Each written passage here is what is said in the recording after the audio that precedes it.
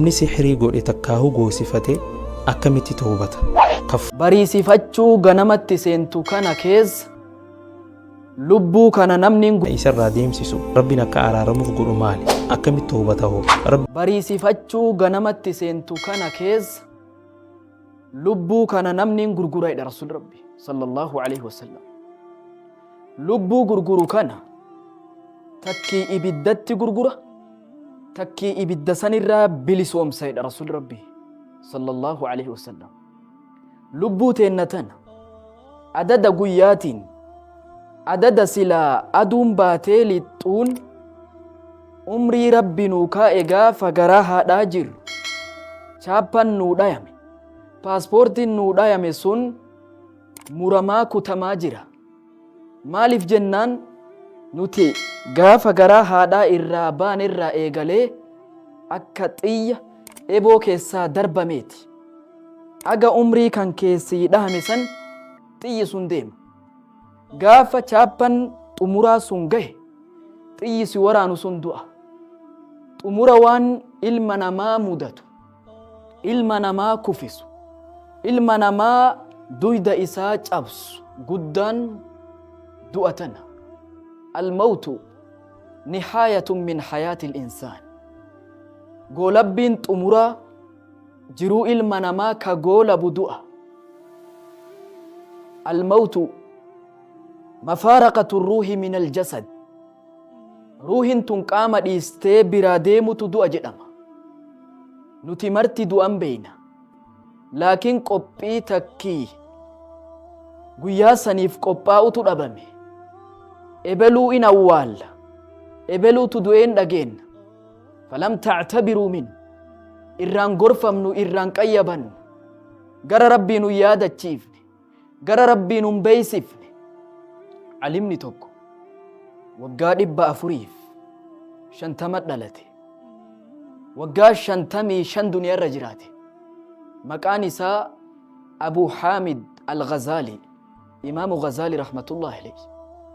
جدير بمن الموت مسرعه والقبر مقره والتراب مضجعه والقيامة موعده والنار أو الجنة نورده والدود أنيسه ألا يكون فكره إلا في الموت والاستعداد لأجله.